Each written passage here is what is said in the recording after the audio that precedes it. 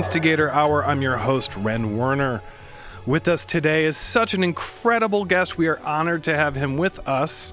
I should be looking to the camera, but I'm looking at him because he's wonderful to look at. Mr. Alex Dezen? Sure, yeah. Dezen?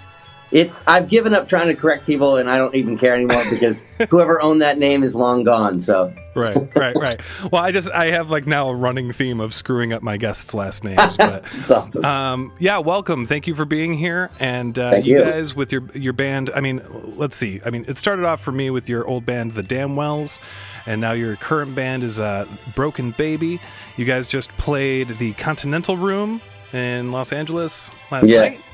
Yeah, it's Orange County, so it's like a good, 20 minutes away. But yeah, we've been trying to play like not as many shows in Los Angeles and kind of trying to spread out and without like touring per se, because we just haven't had the time or the energy to kind of put all that together. And we've had 2 different major national tours that we were booked for that both got canceled because of COVID, and one got canceled because of, some new variant or whatever. So we're tiptoeing out of out of Los Angeles. So we're, starting with Orange County. Right. No, that's good. I think that's it. And I'm actually kind of living vicariously through you because our band situation is that we're kind of a true dad rock band where like we're just waiting for our kids to get vaxxed so that we can feel comfortable with going out in the public again. Sure. But to see my friends' bands and bands I'm fans of start to venture out there and figure it out, it's just there's so many logistics to put together for a show, only to have so many different variables that can pull the rug out from under it so quickly. Yeah. So that's tough. So kudos to you for going for it and continuing to venture out. Yeah, the timing seems right now. I feel like everyone's kind of over it. Yeah. I do remember throughout the pandemic is when you were releasing some of your solo stuff too. Which I was a huge fan of as well. A little, reminiscent of the Damnwells, I think, just some kind of vibe. But that's kind of why I loved it. And, thanks, man. Yeah, dude. Again, this is going to be probably like uncomfortably complimentary, so I apologize in advance. But yeah, so the reason we're even having this conversation is because we follow each other, or I at least follow you on social media, and you posted something. Do I not follow you back? No, you do. I'm not. Okay. That sounded. Well, that was a low blow. Though you tried to paint it like I'm too cool for school, and I'm not. No, I know. Please clarify. I know. Yes, you do follow. You're here. You're here now. Like, for God's sake, even if you weren't following me, you're still an awesome dude. I forgot my train of thought. Anyway, the reason that we are having this conversation is you posted something like last week about this whole Spotify thing. So I'm really excited to like get your perspective on all of that. But if anything.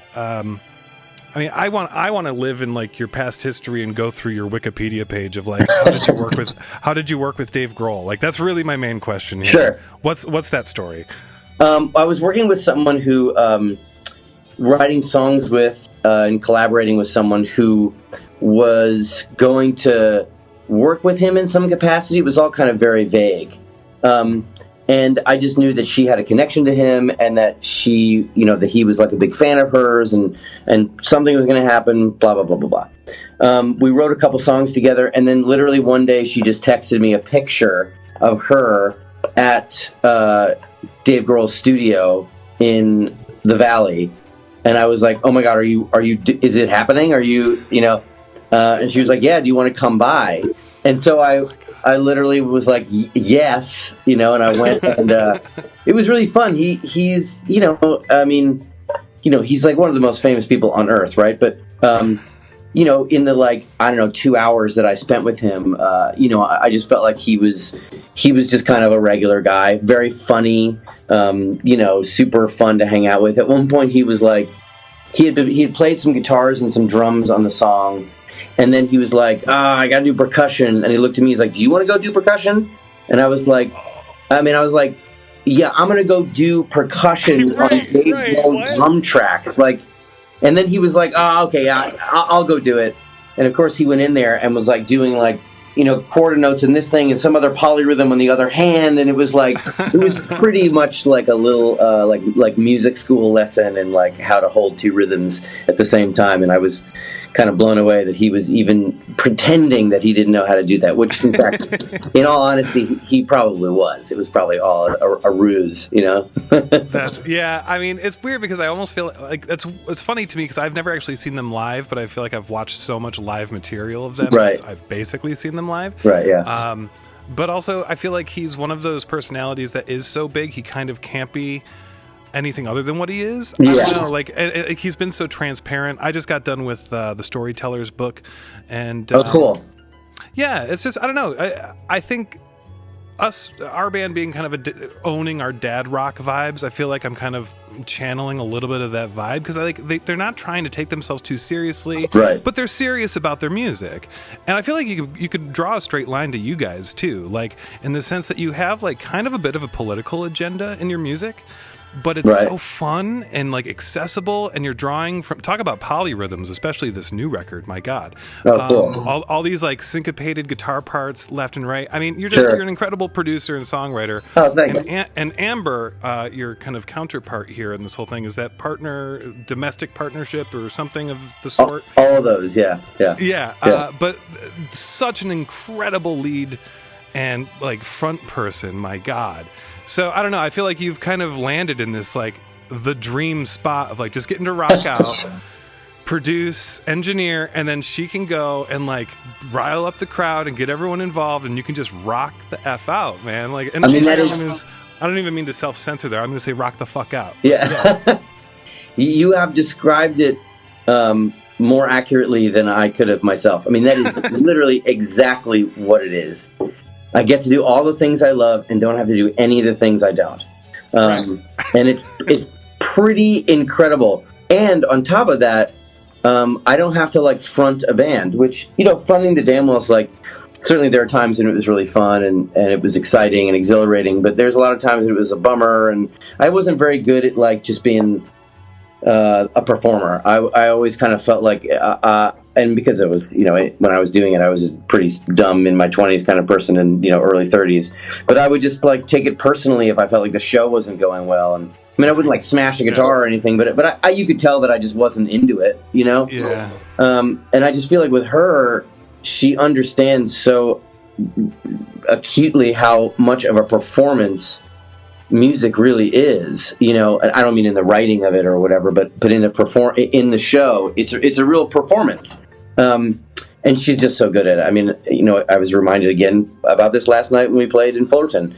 You know, she commands the room. It's wild to watch too, because I always remember there was that old adage about like, you know, you got to make the people in the venue pay attention to you, you know, what, right. You know, and I was always just like, I'm not interested in doing that. If you want to listen, you can listen. If you don't want to listen, you don't have to. And Amber just does that thing where, by her example, by her, you know, performance, she just starts inviting people into the show without being like, hey, pay attention to me, you know? Yeah, she's able to transcend the, hey, please pay attention to me, and she kind of commands you to pay attention to her, but not in like an obnoxious, like, I don't know, off-putting way. It's just so welcoming and engaging. You're just kind of like, okay, yeah, no, you can preach, whatever. It's your show. Right? Yeah, right. Like, you know? Right. So, yeah. And I think that's the whole thing, is like the whole credo of the band is so kind of baked in the music and the way you guys present yourselves. I don't know. The whole thing's really good. Oh, cool. Such a huge fan. And this new record, Late Stage Optimism, even the names of your songs. I usually forget names of tracks because I can't retain them.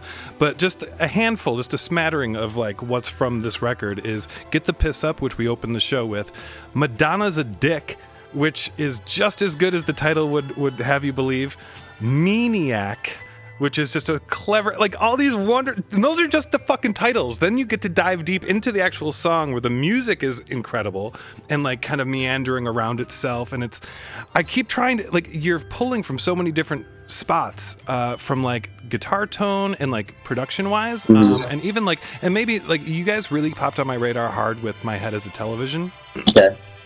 And I feel like then you guys were flirting more with like that dry 70s drum tone and like that whole vibe. And I feel like you're kind of expanding a little bit more hi-fi now. And it's, I don't know, it's just really good. The new record's really good. So yeah. That's cool. I really appreciate all the nuance that you're able to pull out of it. So yeah, that's awesome.